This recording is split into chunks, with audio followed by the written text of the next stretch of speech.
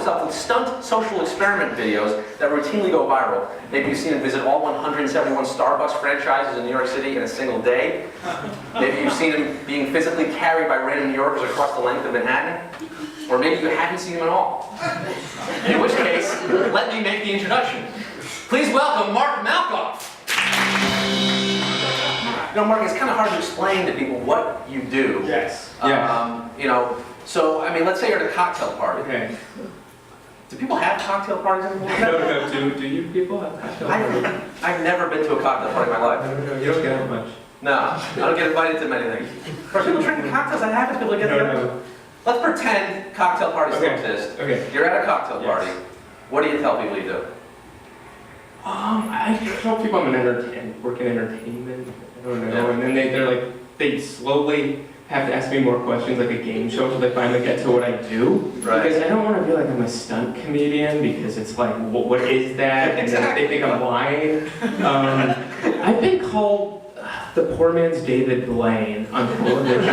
Somebody called me an internet celebrity. I don't know. I honestly don't know what I do. Isn't that weird that you have a job and you don't know what you do? I do comedy videos for mydamnchannel.com. I know that because they pay me. Right. But other than that, I just do these over-the-top videos that were just an accident. I just get obsessed with things. Can I pull this off? And so surely, I mean, I've been able to make a living doing this. Like, I was obsessed with, well, can I convince IKEA to let me live and sleep in one of their stores? So back in 2008, it took me 2 months of persistence. I moved into IKEA in New Jersey, where I did a Webster's, had Mark lives in IKEA, where I lived and slept there, and at 3 in the morning, I would rollerblade with security guards, and it was seriously the coolest week of my life. And I just get these obsessions. Can I convince an airline to let me sleep and live on a plane for a month to get over my fear of flying? I wrote up the treatment, put it away, I wanted to do it with Richard Branson and Virgin, and like 3 months, 4 months later, I get contacted out of the blue by this airline that said, can you want to stay on our plane for a month? And I said, that's insane. Are you guys like going through my emails? And so I lived on a plane for a month to get over my fear of flying. I was. So, and I set a Guinness World Record. It was 135 flights in a month. The TSA was involved. I couldn't shower for a month.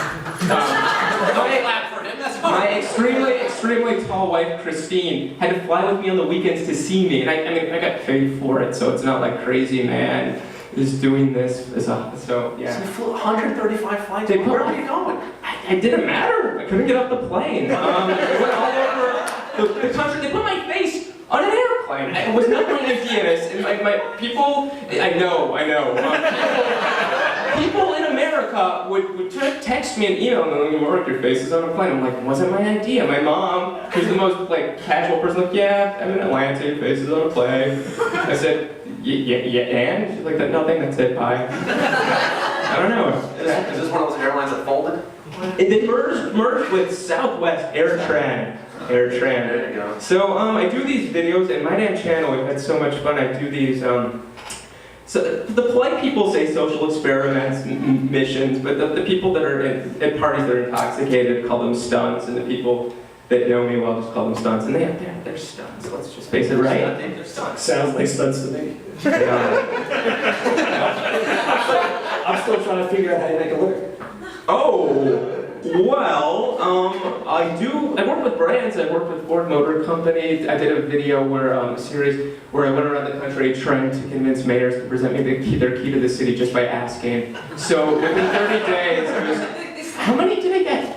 I got like 91 keys. And I'm talking Miami, I'm talking Baltimore, I'm talking major cities, and then we would roll into these places where the mayor didn't even have an office. One of the mayors only had a drawer. And then we would go into we'd go into the mayor's homes because they didn't have an office, and then the next day we'd be in Baltimore, and where else? We got the key to Milwaukee, so it was insane. So I get these conceptual ideas, can I pull it off? And yeah, that's what I do. Well, yeah. So it's amazing that Baltimore still had their key to the city. Yes, and it was. And you know what? About the Baltimore key, I have to point out, it doubles as a bottle opener.